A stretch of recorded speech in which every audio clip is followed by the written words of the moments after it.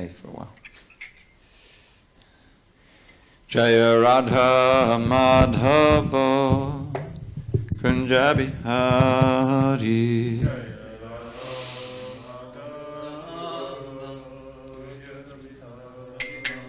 Jaya Radha Madhava Kunja Bihari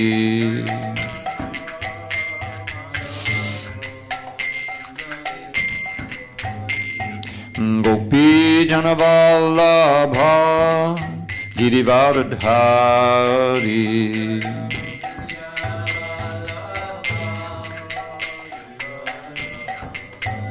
Jai Gopi Janavallabha Girivardhari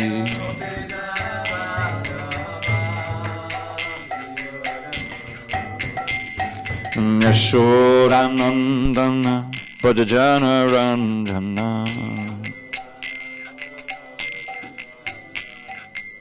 Yashodanandana Vrajajana Ranjana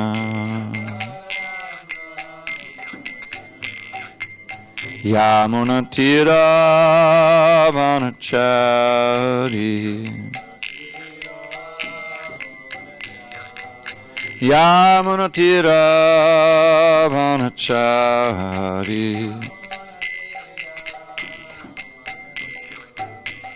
Jaya Radha Madhava Kunja Bihari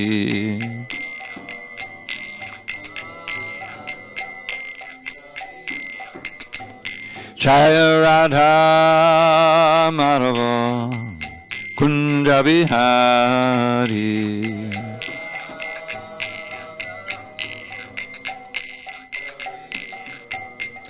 Jaya Radha Madhava Kunja Bihari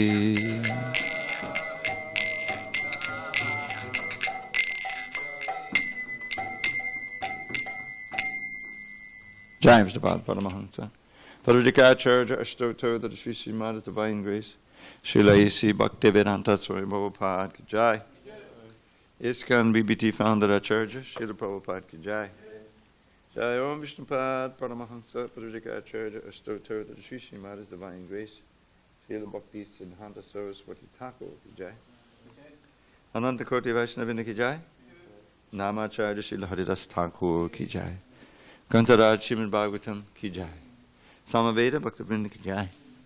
All glory to the assembled devotees. All glory to the assembled devotees. All glory to the assembled devotees. All glory to Sri Guru and Gauranga. Narayanam Namaskritya Narang Chaiva Narottamam Devim Saraswatim Vyasam Tato Jai Mudiriyet. Before reciting the Srimad Bhagavatam, which is our very means of conquest, we should offer our respectful obeisances unto Lord Narayan, the Supreme Personality of Godhead, unto Narayan Rishi, the supermost human being, unto Mother Saraswati, the goddess of learning, unto Srila Vyasadeva, the author, and unto Srila Prabhupada, the translator, commentator, and our spiritual master. Nashta Prayesha Bhadreshu Nityam Bhagavata Sevaya Bhagavatyuttama Shloke Bhakti Bhavati Naishtiki.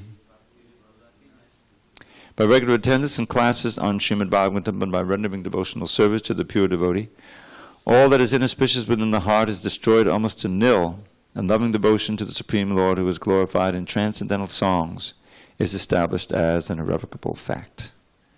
Glenn, can you do me a favor?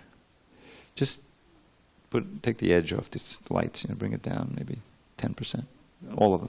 I don't need it for this, Om Namo Bhagavate Vasudevaya. Om Namo Bhagavate Vasudevaya. Om Namo Bhagavate Vasudevaya. That's good, Glenn. Thank you. On this 12th day of February 2020 in SanDiego, we're reading from Srimad Bhagavatam, translation and commentary by His Divine Grace A.C. Bhaktivedanta Swami Prabhupada. And we are in the fourth canto, the creation of the fourth order, chapter 22, Pritha Maharaj's meeting with the four Kumaras.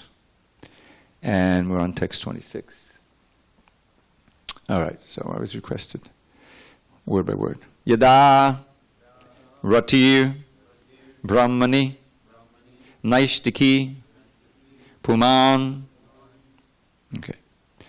Yada Ratir Brahmani Naishtiki Puman Acharyavan Jnanaviraga Ranghasa Acharyavan Jnanaviraga Ranghasa Dahati Aviryam Vidiyam Jivakosham Dahatyaviryam Vidiyam Jivakosham Panchatmakam Yonim Ivotito Agnihi Panchatmakam Yonam Ivotito Agnihi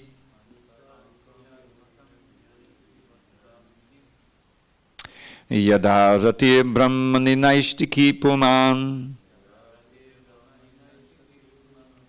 Acharyavan Jnanaviraga Ranghasa Dahatyaviryam Vidiyam Jivakosham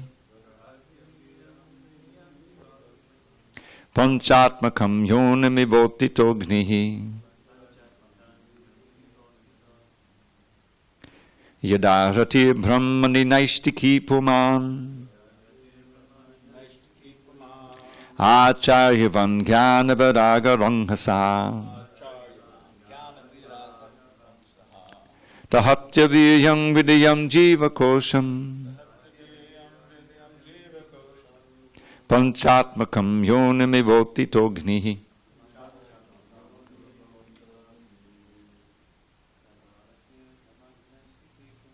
Yadarati Brahmani Naishtiki Puman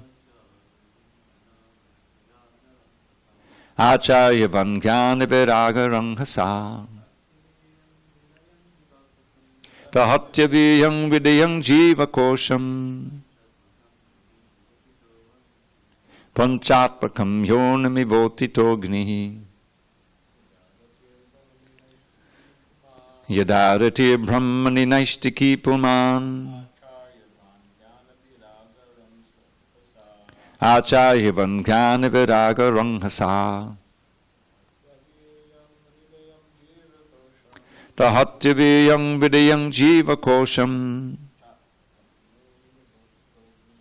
Panchatmakam Yonam Ivotito Agnihi Yadarati Brahmani Naishtiki Puman Acharyavan Jnanaviraga Ranghasa Dahatyaviryam Vidiyam Jivakosham Panchatmakam Yonam Ivotito Agnihi. Go ahead, Glenn. Yadarati Brahmani Naishtiki Puman Acharyavan Jnanaviraga Ranghasa Dahatyaviryam Vidiyam Jivakosham Panchatmakam Yonam Ivotito Agnihi. Yada, when. Ratihi, attachment.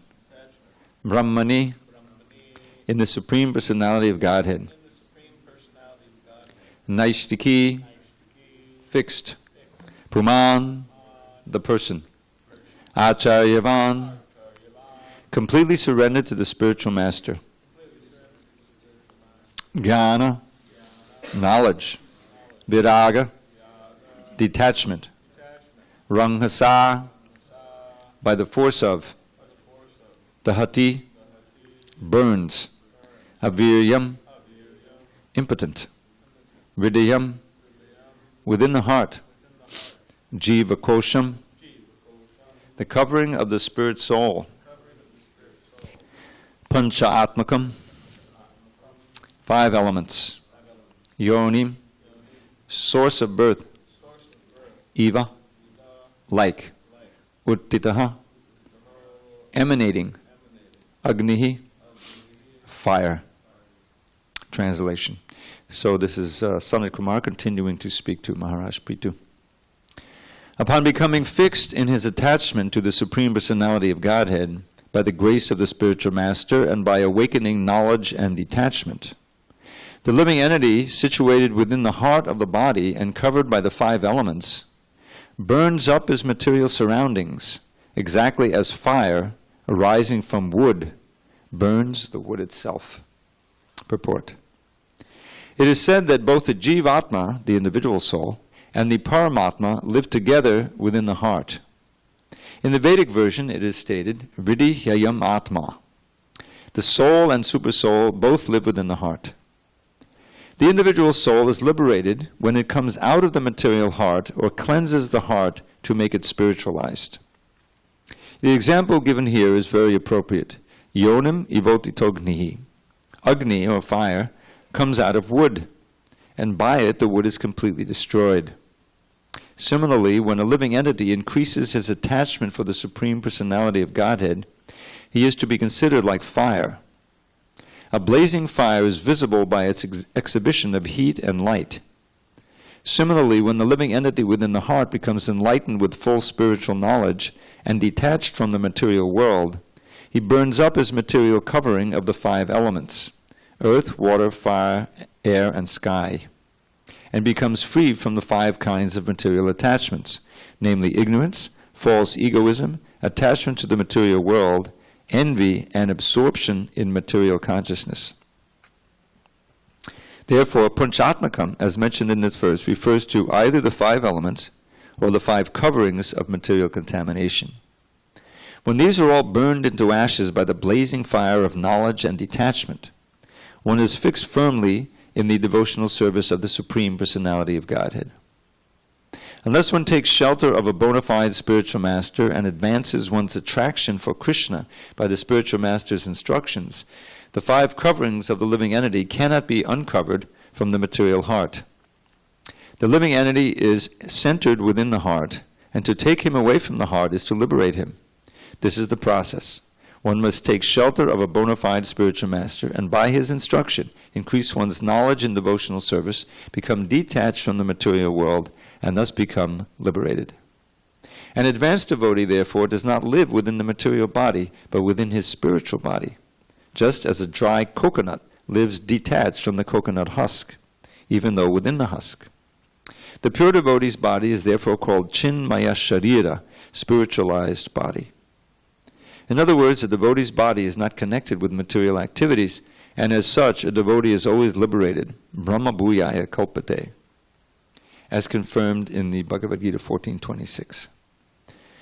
Srila Rupa Goswami also confirms this. I'll say, you say, Iha yasya hare dasye karmana manasagita nikala swapyavastasu Jivan mukta sauchite. Whatever his condition may be, quote, whatever his condition may be, one who is engaged fully with his body, mind, and speech in the service of the Lord is liberated even within this body. Om jnana timarandasya jnanandana shalakaya chakshurunmiratam mena tasmai shri gurave namaha. I was born in the darkness of ignorance, but my spiritual master Srila Prabhupada opened my eyes with the torchlight of knowledge. I offer my humble obeisance unto him and to all members of Sri Parampara. So, Sanat Kumar is continuing to describe the progress of the sincere bhakta. And notice in the previous verse he's describing how the devotee should gradually increase the culture of devotional service by constant hearing of the transcendental qualities of the Lord. These pastimes are like ornamental decorations on the ears of the devotees. By rendering devotional service and transcending the material qualities, one can easily be fixed in transcendence in the Supreme Personality of Godhead. So he's describing how one can increase one's attachment to Krishna. Without that increased attachment to Krishna, there's no chance of any sustained kind of vairagya, or detachment from matter. This is the fallacy of the impersonalists. They think that Krishna's form and qualities and pastimes and prasadam and everything else is maya, because we see, it's made of the same elements. We see the form, we smell the incense, we taste. That's all maya. So this is their unfortunate mistake. And because they really have no faith in the personality of Krishna, which means no faith in the name and the pastimes and the spiritual world and all of the things that we have faith in, they really can't become attached to Krishna. They're attached to being free of suffering. That's their real goal, is to get free of the birth and death and old age and disease, and merge back into Brahman and become Brahman and be God, basically. But it doesn't work, because we are, by nature, we're part and parcel of Krishna. Krishna is a person. He's a supreme person. He has relationships. He has desires. He has all of the different qualities of a person. And so do we. So when we try to repress that out of fear of personhood, Prabhupada explains nicely in the purport to 10th verse in the 4th chapter, Vita raga bhaya krodha manmayama mapashata bhavo jnana tapasa putam adbhavamagata. In that verse, Krishna is explaining how one can attain love for him. Madbhavamagata, Prabhupada translates it that way. It can also mean attain to my nature, but the same ultimate result. But that key phrase, Vita raga bhaya krodha, this appears several times in the Gita, means free of attachment, fear, and anger. And not easy to do in this material world. Having a material body means that if you don't have any means of becoming attached to the transcendence, you will become attached to this material world. And at the same time, you'll become fearful when there's some danger to your body. And you become angry when your desires are unfulfilled. And all of those are inevitable circumstances in this world eventually. So then Prabhupada, I don't know, I haven't checked out Baladev's commentary, Vishwanath commentary, but he has a very interesting analysis of these three, raga, bhaya, krodha. And he says these are three impediments for different classes of people taking up bhakti, devotional service. The first and most obvious is raga, meaning material desire. 99% of the people are so enwrapped in trying to fulfill their material desires, or trying to survive in this world so they can have a little, safety and pleasure, that it doesn't enter their minds that they should search for spiritual life. That's why you have to go out and really push it in their face and try to attract the conditioned souls. And there are some, obviously, who are interested. That little interest is their great salvation if they pursue it. But most people, the material desires in all its varieties, mean they haven't got much interest in transcendental inquiry. That's the nature of this age. So, but then there are those bhaya. Now the bhaya means fear. And here, Srila Prabhupada, this is how this is the impediment for the impersonalists. Because their whole motivation is fear of birth and death, you see. And so they identify this body, and correctly, is a source of all misery. Where it's a source of some pleasure, but that's just Maya's trick. Basically, all this disease and death and all this danger and everything is due to being entrapped in a body. As spirit souls, we have no death, we have no danger. So, but when they conflate the idea of personhood with having a material body, because that's all we know in our immediate circumstance.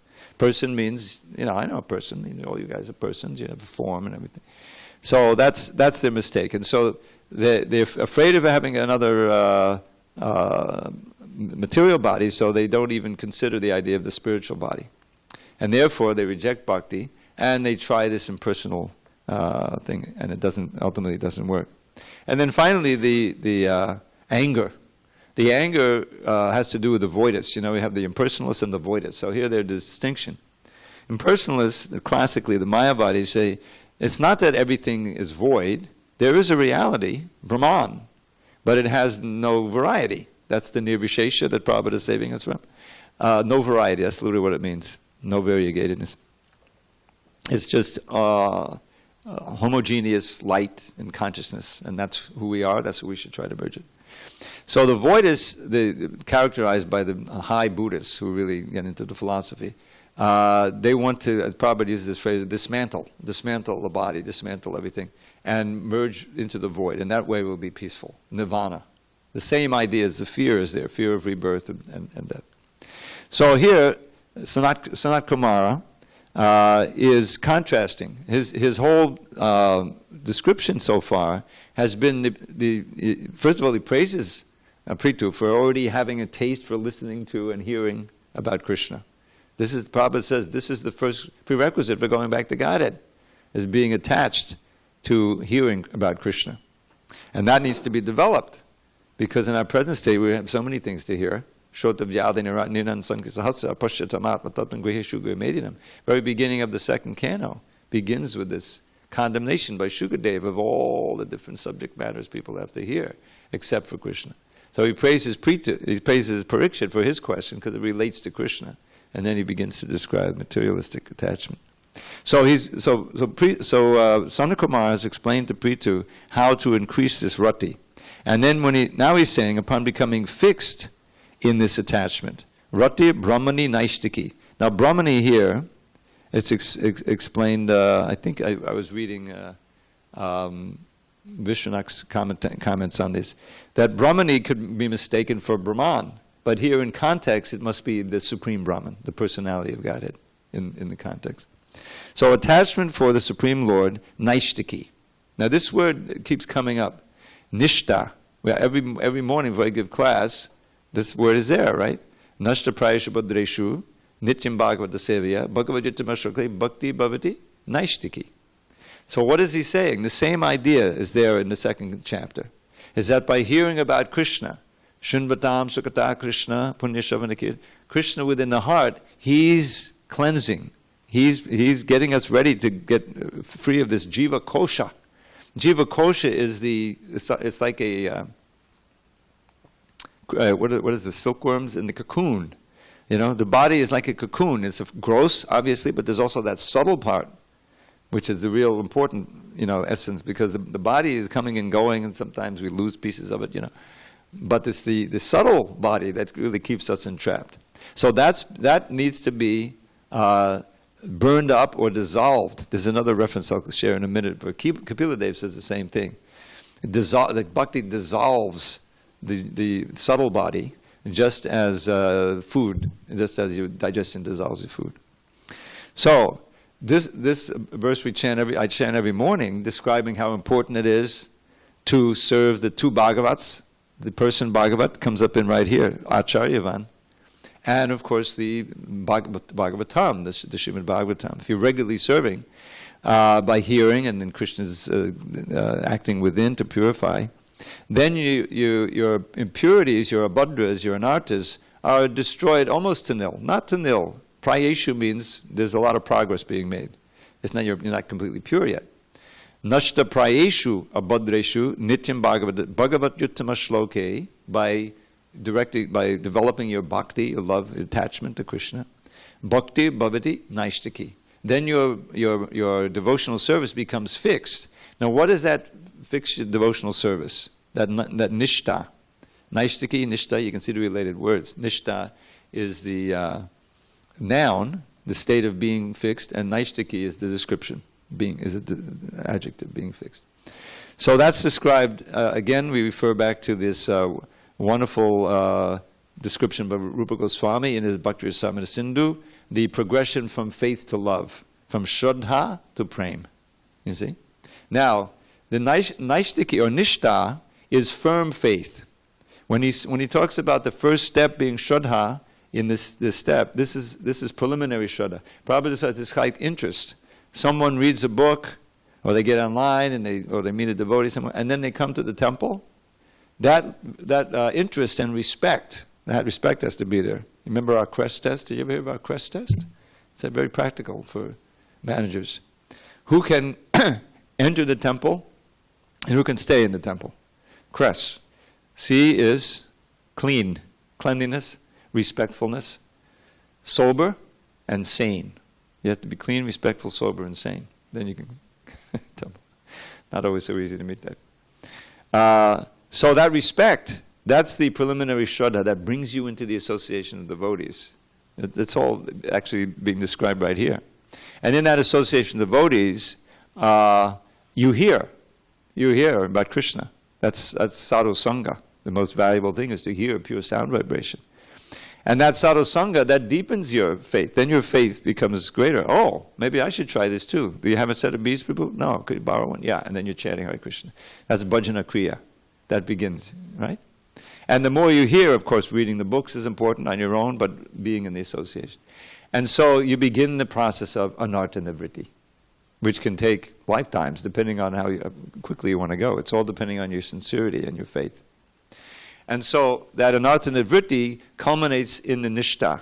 By really becoming somewhat purified, you can get firm faith, which is defined by Lord Chaitanya in his teaching to Sanatan.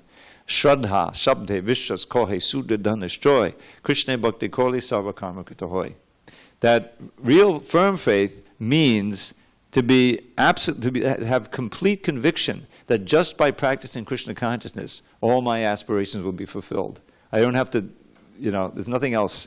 Whatever I need to do in terms of keeping the body, soul together, I'll do it in a Krishna conscious way. There's a way of doing everything Krishna consciously. But I'm going to, this is my faith, that is all there. And that's the nishtha. So here he's saying, he's coming to, when your attachment has come to the nishtha platform very firmly fixed. How? Acharyavan jnana viraga rangasa. By the force of knowledge and detachment, which develops in service to the acharya, in association with the devotees. Then what happens? Dahati aviryam. The Dahati burns this impotent. I think what it means is the covering of the spirit soul, which for many millions of births has kept us bound here. That covering is the subtle body. The gross body just enhances it, the prison. But the real prison is your mind. Your unfulfilled desires, all that karma, and your subtle mind, which carries you from body to body. And it can become very much covered if you come to the human form of life and you just live like an animal. Then you lose that precious human life, and then for who knows how many years before you come up again. This is what we've been doing for so long. So this is where the knowledge comes in. Knowing this, we should be inspired to get serious about devotional service. That's why there's so much philosophy in the Bhagavatam, because the intelligence needs to be strengthened by this knowledge so that it can control the mad mind and the senses, which have conditioned now to try to enjoy. There's a battle going on internally. And he's giving a nice formula here, which is the same formula throughout the Bhagavatam. Hearing, going into the association of devotees, hearing pure sound vibration, understanding the need to control the senses and renounce those things which pull your consciousness away and just prolong the imprisonment in the material world. So that's, the heart becomes free of this, eons long imprisonment within the cocoon of the subtle body, the material subtle body. And that's why it said the living entity situated within the heart, covered by the 5 elements, those are the gross elements, burns up the material surroundings exactly as fire rising from wood burns the wood itself. So now, this is one verse I wanted to share from the teachings of Kapila Dev, the same idea. This is 3:25-33, it's a half verse. Jadayat yashu yakosham nigirnan analoyata. Bhakti, or devotional service, dissolves the subtle body of the living entity without separate effort, just as fire in the stomach digests all that we eat. It's the sala idea. The word anala is here, that's also fire. So this is the kosham, you see, the subtle body. That's what we're talking about here. Really all of our sadhana, all the different practices, although we do so much with the senses, because that's necessary to practice bhakti. But the real ultimate effect is on the subtle body. Everything that we do with the gross senses is connected to the mind. And the idea is to have the effect on the mind, purify the mind, so that the attachment builds to Krishna. That which we're practicing, just like I like to think of the example of Tulsi Puja, right? Tulsi Puja is, I made a new word. Did I tell you my new word? No, I invented a word. Yeah, Mantu Jagri Gukla. You know what it is? I explained this. They've heard before. It's Mangalartik, Tulsi Puja, Japa, greeting, Guru Puja, and class. Mantu Jagri Gukla. It's the first syllable of all those. That's the formula. and when you think about it, say, well, which one can I give up? They're all important, Of course, you may say Japa is most important. But the thing is, they all, Prabhupada created it. It's a very wonderful formula, the morning program. It didn't start out that way. Devotees in L.A., Harinam. Do hours and hours of Harinam. They would go out in the morning, come back for lunch about 2, then go out in the afternoon, come back for dinner, go out again, come back at 12, get up at 7 and start over again. This is like what was going on. A lot of chanting, a lot of devotees being made. But then, to regulate, Prabhupada started more. The Bhagavatam hadn't come out. The first canto, of course, Prabhupada brought with him. But when he came to L.A. and he spent 8 months in 1970, setting up the whole standard for deity worship in the morning program, they were reading Ishopanishad. You hear some of those old classes. That's why the devotees who were there, you can always tell because they know the Ishopanishad. They can just rattle it off, But that was the program. Gradually, Prabhupada, he created this morning program. And when you analyze it, it's got those 5 most important processes, built into it. Chanting the holy name, association with devotees, obviously, hearing Bhagavatam, and living in a holy place, and worshiping the deity with faith and veneration. The whole thing is there, It's very scientific. So what's the effect? The effect. There's obviously an effect if you throw yourself into it and you're really serious about it. There's certainly a period of adjustment. First thing is trying to get up early. The whole routine. Not so easy, but you can get accustomed to it, and there's an internal cleansing going on, external and internal cleansing. So this it's like a fire. It's like a fire of spiritual energy that is purifying. It comes out of we're using the mind, right? We're using the mind, we're using the senses in order to engage in devotional service. But that very service, that connection with Krishna, because Krishna is potent, right? He is the purifier, and he's always pure, just like the sun. If you can somehow get out in the sun will purify you. Right? So if you can somehow get into the sun of Krishna Surya Sama, Maya Hoy Andhakar, just like that, then the purification will take place, and without extraneous effort. And so that's what he's describing here. And what happens is that, and Prabhupada, his amazing statements in here, that you're not living in the material body anymore. You're living in the spiritual body. Now, what does that mean? Prabhupada, we saw Prabhupada, he had a massage and everything, was walking. But his consciousness is constantly with Krishna. He's in a spiritual form. There's something called the Swarup Siddhi that we all have, the perfected body, our eternal form in relation to Krishna. We're trying to discover that. So just imagine if you were aware of that at every moment. And even though you may have this external body, that's what you're really doing. That's where inside there's like a dual thing going on. Externally, you may be sweeping the floor, but internally, of course, you're sweeping the floor for Krishna, but you're serving Krishna in your spiritual body as a coward boy or coward girl, whatever it may be. That's a whole different kind of consciousness and existence. You can imagine, and on a more like relatable level, just think what material life is. Material life, the ordinary life. It has vast stretches where you're really not enjoying yourself. You're working at some job or something, it's cold, it's hot, you're hungry, there are all kinds of things.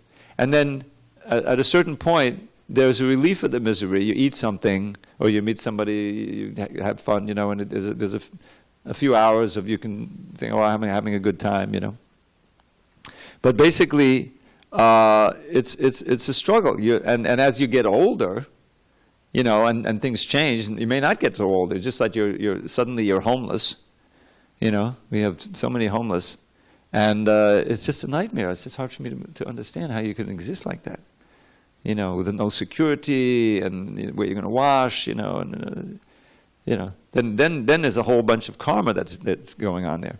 Now imagine if you could live in a way that no matter what the external material circumstances are, you could still be completely blissful because you're 100%, your consciousness, your mind is fixed on Krishna and Krishna's pastime and so forth.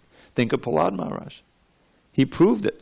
He's in a vat of boiling oil.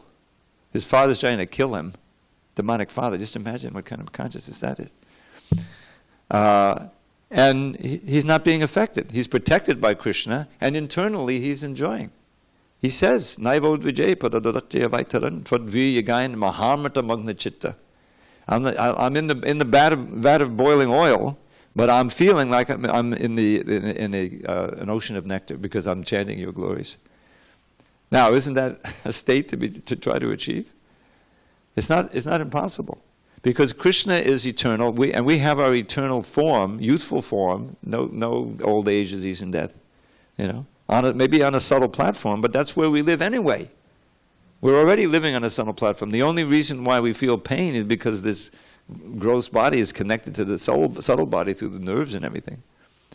So if we could, by the force of bhakti, we were so much in love with Krishna that we never forgot him for a moment, and we're engaging in his service even in every circumstance. Then we're back to Godhead. That's what Prabhupada quotes at the end here. Iha yatsya hadidase karmanamanasagadha nikalashupyavastatu jivan mukta sauchite. Jivan mukta is precisely one who has burned up this kosha. That's the idea. Iha means not here, but it means activities. What activities? Senses, mind, words, he defines it, are all haridase. They're all within the realm of service to Krishna. All of them, in every circumstance. Nikalashupyavastasu. Then someone is said to be jivan, is a mukta, is liberated. Liberation is secondary for devotees. The main thing is to get to this point of being so much attracted to Krishna that you can't live in peace, as has already been said, without hearing the glories of Krishna. One should mold one's life in such a way that you can't live in peace without hearing and chanting. And you can see Prabhupada actually was doing that. What did he do for those 12 years? He just glorified Krishna. Either he's meeting personally, he would meet for an hour, 2 hours. Could you imagine going up to Prabhupada's room and just sitting with Srila Prabhupada for an hour and having him talk about Krishna? He knew that he had to find those souls and nurture whatever creeper was in there with the water of his hearing, his chanting was the most potent. And he was able to establish a small crew that then grew into the whole ISKCON. But the idea is that Prabhupada is glorifying Krishna at every moment, whether he's meeting with the reporters, or he's giving a class, or he's speaking his books, or he's just chanting Hare Krishna. That's addiction. That's what we want. And so that's what's being described here, the spiritualized body, and it's something to hear about. So we want to achieve that state, and we can by our desire and our force of will overcome the barriers that keep us locked on this material platform. But at least we know, that's why these books are so revolutionary. A whole different platform of existence. And really, what's amazing, this is all, all this material stuff that's going on, it's just a huge dream. It's just like a dream. It's unsubstantial. It has no meaning in the ultimate sense. And to be convinced of that is not easy, but that's reality. Okay, I'm going to read this translation again, and then if there's any comments. Upon becoming fixed in his attachment to the Supreme Personality of Godhead, by the grace of the spiritual master, and by awakening knowledge and detachment, the living entity situated within the heart of the body and covered by the 5 elements burns up his material surroundings exactly as fire arising from wood burns the wood itself. Any comments, questions, objections?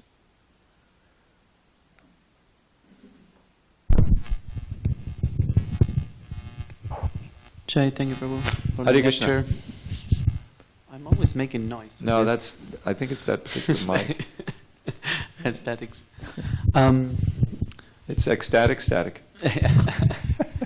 I have at least 2 questions. Or if you can develop a little on sincerity, because you were talking about the sincere bhakta. That's how you start your lecture, and most of it, is talking about that when you read Prabhupada, Srila Prabhupada, and when you live with the devotees, you're being taught that you practice this and you will get purified and you will get delivered, go back to Godhead. But in the middle of the whole process, the devotee lives his life with attachments, with challenges. Yeah. And it's like you really need to look for information to how to surpass all those things besides the general formula. Yeah. Yeah. So here's one of the root keys that you're talking about. You talk about sincerity and faith. That's why you talk today. If you can develop a little bit about sincerity, because that is like a big deal, because you said if you're sincere, you can progress. Yeah, I think it's right here in the purport. Yeah. Yeah, and also it's like I read things like when we recite the 10 offenses, of the holy name. So like the 10 offenses, like keep material attachment, even though you understand so many instructions. Or why you keep material attachment? Why do you keep doing it? What is it? It's like the person is not sincere. What happened to us? It's like we are attached. We have so much knowledge, that tell us that we are a spirit soul, that we have to go back to Godhead, that we have to give up the material world, and still we really attached to it. What is it that we are not sincere? It's like we want it but we don't want it. What is it? Well, the way I see it, and the way I've experienced it, is that there's a big battle going on. In other words, for your will, really, what are you going to do? And our conditioning is not to go in this direction. We're heavily conditioned from many births, and in this birth, unfortunately, to default toward the impetus to sense gratification. Is that the modes, and when that impetus is not rejected outright, and it's kind of you run to devotional service, you chant Hare Krishna, Hare Krishna, you know what I mean? You really, then it can take over, and you do things that you then say, what the heck did I do that for?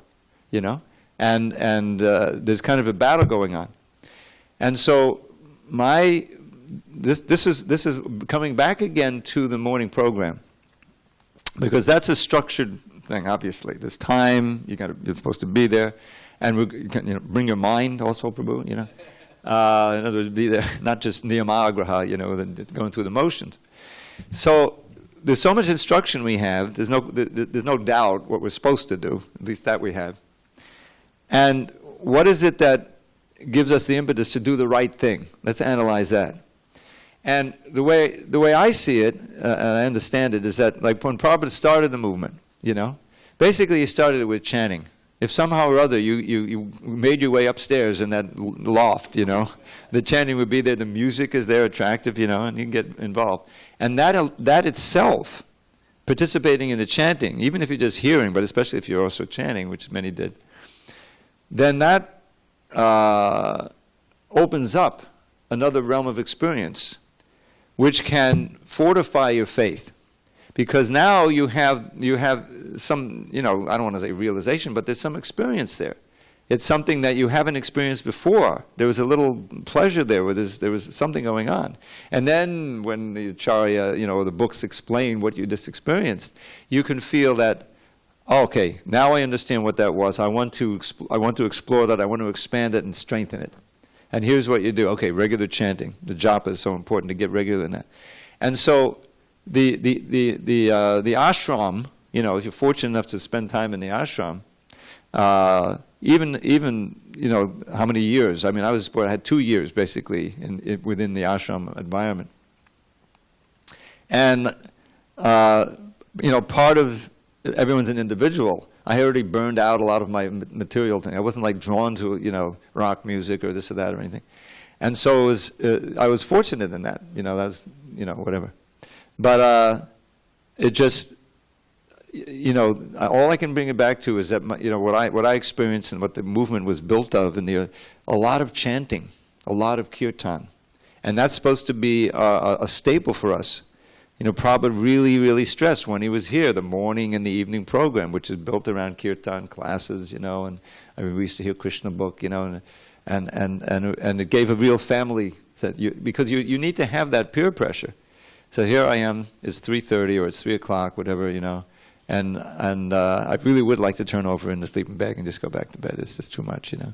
But here they turned the light on, everyone's gotten up, you know, and my friend got up and he's looking at me and he said, all right, I'll get up, you know.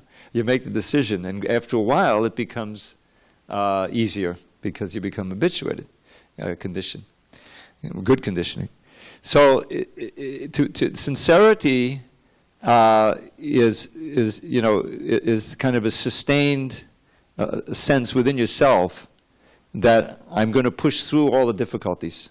You know, I'm surrendering to the authorities who are the representatives of the Acharya. I mean, we directly had that when Prabhupada was on the planet, you know.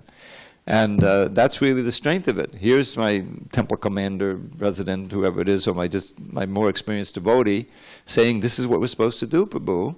You know, you should do it. And you say, okay, you're right. You know, I was in Maya. Or, you know, you get, I don't know. You know, that's really the key point. You know, so it's not. I mean, basically, it's your willingness to get onto a platform where you can at least push back against the impetus of the mind, so that you'll do the right thing, even though you might not be so enthusiastic. At least you'll bring yourself to come down and be in, and then in the environment, you know, you get enlivened. And before long you realize, oh yeah, that's my mind talking. I remember talking to Bhrigupati Prabhu many years ago, you know, about his incredible service of many, many years of book distribution, you know. And how he was talking about how, you know, it's just the mind. He was able to say, well, yeah, that's the mind's impetus, but I'm not going to listen to that. You know, I'm going to go through with the service, you know, until you get to the point where you're really relishing it. And that's a very important kind of platform, to have ruchi, taste, for at least parts of our devotion. It mostly starts with kirtan, you know, and many of the second generation, they have a great taste for that, but not for much else. And that's okay. You know, they want a good kirtan for hours, good. But, and prasadam. Everyone, prasadam. So the idea is that sincerity is measured by how well you're, you know, able to become fixed in the routine, so that you can stay within the association and get more and more inspired and cultivate those things that really feed your taste. And you gradually see your things that were pulling you out. You know, so many devotees, I would just roll my eyes how I couldn't give up pot. You know, they were smoking, you know, like that. That's a common thing. I mean, I had a whole year when I smoked every day back in 1968. But, you know, I went through, anyway, but I was never, you know, after I started chanting, thinking that I would go back to that. And that's really, I think, you know, it boils down to, because we chant those 10 offenses, as you say, you know, and to get to the point where you have a taste for the holy name, both the chanting, the japa, and the kirtan, where that's something that you really run to and you find a great solace in. And that can be a kind of a foundation which you can build on, and you can become sincere in so many different services. But you're right, that's a, you know, Prabhupada says it all depends on your service attitude, which is, you know, that's the key. And that's based on sincerity and faith and the willingness to progressively become pure by the authorized process. And, you know, having faith in it. Is that okay? I think, dealt some of it. Yeah, thank you. And I have another question if somebody doesn't have another one. It has to be with connection with this. Seems like, you know, the sincerity is the part that we have to put on.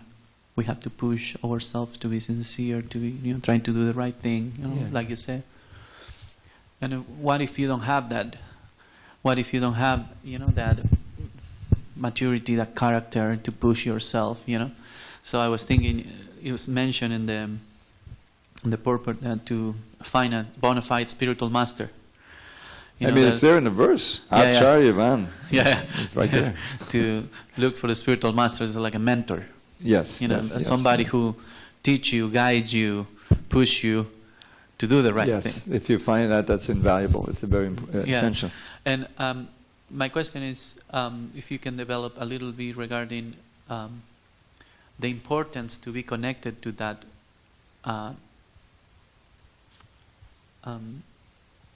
momentum of instruction in your spiritual life, because there is some kind of like a mystical, romantic idea among,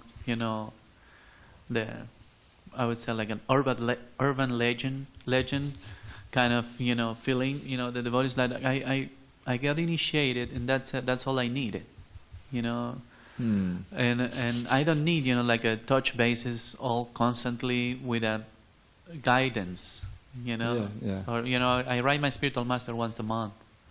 That's enough, or once a year, something like that. And the Diksha Guru is something that is important because it connects you. The Guru Tattva is like connects you with the, Guru Parampara. But an active instructor that fulfill that, role in your spiritual life is something that I think I kind of glimpse from, those instructions. It's like more like a Shiksha Guru. Even Prabhupada said that it's a level, there should be worship in the same level. It's there in the first chapter of the Adi Lila. Yeah. So can you develop a little on that? Yeah, that's essential also. And I came up years and years and years ago when we had so much trouble in the 80s. 80s was a difficult time, And what constantly kept coming up in my mind is the flow of authority.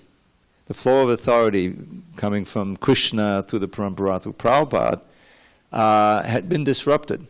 When Prabhupada left. And he was afraid it was. He tried to avoid it. He'd set up so many things and he predicted it. And it almost destroyed the movement. Precisely for this. Because devotees had placed their faith. Practically the peak, at least, obviously now more books are being distributed, but there was a huge peak of book distribution in the late 70s, early 80s, because you had all these new devotees, who had been initiated, and we had all of these Mahabhagavats who were now, and they were going out and books, and they were doing an enormous amount of books. But I'm not going to get into the history of how it, the danger the pitfalls that they fell into. But the point is that flow of authority is what really keeps us sustained. The more that we're able to hook into that and accept it. And of course it begins with Krishna, but it comes through the Parampara, and especially through Prabhupada. It was like a law. You have to read this book that was produced by Rabindranath Sarup, remember years ago, the founder of Acharya. The whole effort is to keep Prabhupada in the center, because without Prabhupada in the center, the whole thing is going to fly apart. So what does that mean to keep Prabhupada in the center? It means to keep his words and his authority and respect, and that's our unifying factor. So each local authority, whether it's your own personal Diksha Guru or the Siksha Gurus, are meant to be, I don't know, use this word, it's a good word, channel, Prabhupada's authority. In other words, say the same things, be examples, and the force of their authority comes from Srila Prabhupada. It comes from the fact that they're personifying, they're doing and saying what Prabhupada did, as far as possible, not obviously everything he did. So that willingness to first of all, to take the role, it's a risk, because it's an austerity. That's why so many, temple presidents, don't stay temple presidents. They have a period when they're temple presidents and they burn out or something, because it's hard. You're trying to control the minds of all of these people. It's very rewarding because you see some of them, many of them, progress in devotional service, but sometimes it's frustrating. You have to discipline or whatever, So, but that willingness on both sides. One is to take the role, it's an austerity, and the other side is to accept that I need an authority and that I'll be better off if I'll progress more nicely and quicker if I follow the instructions and don't concoct ways of being devoted. And I'll tell you right now, one of the biggest impediments to that is the internet, everywhere. When I joined, even to make a phone call was difficult, and we forget about it. Will you please call your mother? She wants to know where you are, that type of thing, I mean, Yamaraj, he was in New Vrindavan, which was even more. He said for 2 years he didn't even know the news. He didn't know what was going on. I remember I wasn't really following the news. In the early 70s with an oil shock. I mean, all of you are too young to remember. But it's like suddenly we couldn't fill the vans with gas. It was it was the first OPEC thing was going on. But so that in one sense it's isolating, but in another sense it's very, very good because all of your input was Prabhupada's books, you have the devotees, Harinam, you become very accustomed to that, and it's helpful. So the fact that our inputs are somewhat more splayed out makes it harder to just accept the authority, of local authority in Prabhupada's books alone. We had this whole period where this whole other branch of Gaudiya Vaishnava was affected. You know that. So, but you're absolutely correct, is that for things to go on smoothly and really for us to work as a team, just like in a kirtan, if somebody's playing off beat, Prabhu, can you say, because it affects everyone's consciousness. So when we accept authorities and we follow them, and we can see it's wholesome, they're not asking us to do anything weird, then we can say, okay, that's just my mind, And it may be a little more austere at the beginning, but you find yourself in a better place. Your mind is not disturbed, you feel good, and you can see the result. People come, they become more attracted, the place is cleaner, and the devotees are really an attractive force. I remember when I met the devotees, I saw them on TV. I don't know, I told you, then we have to end, it's getting late. But I was into Ramakrishna Mission, This was back in '72. And I had my own place, but I lived fairly close to where my parents' place was. I had a little job. So everywhere I would go into the city, and I'd run into the devotees. In the middle of Fifth Avenue. I didn't, wow, there they are, I said, okay, I'm trying to, do my own thing here a little bit. And because I'd been to the temple, they would recognize me, okay.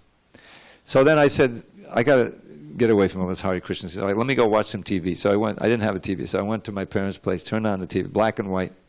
There was the David Susskind show, and there's devotees. There's all Hare Krishna devotees. Beautiful, shining face. Everybody's young, Yogeshwar, Rupanuga, and Rukmini was like, goddess coming down from the heavenly planets. And I was just like, I saw a great significance in the fact that I saw that they were on TV. How many times did they get on TV? So the point is that the devotees themselves, when they're tasting Krishna consciousness, they're strict, then they can bring new people. We meet new people all the time, and to the point where, and some of those people want to be serious. If you're serious, then you can make some, and we can actually make new people, new devotees to come and join. You create an atmosphere. But it requires everyone on the same page, working together and really having faith and sincerity and accepting our authorities. I think we need to end. I got to go do my work. All glories to Srila Prabhupada. Thank you very much.